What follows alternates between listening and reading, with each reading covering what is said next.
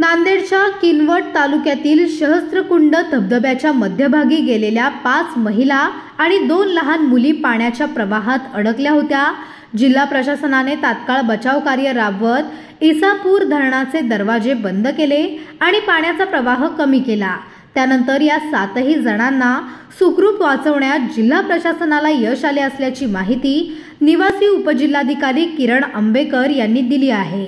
महिला आणि 2 लहान मुली असे एकूण 7 जण अडकलेले होते।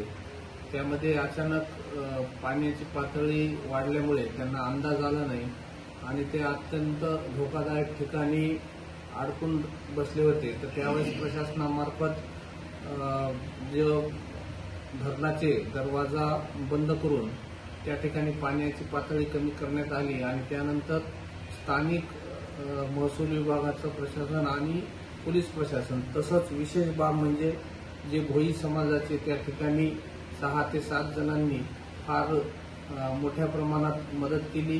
स्थानिक नागरिकांची देखील या ठिकाणी मदत भेटली आणि या सर्व 7ही नागरिकांना सुखरूपरित्या आपण तटावर घेऊन आलो आहे।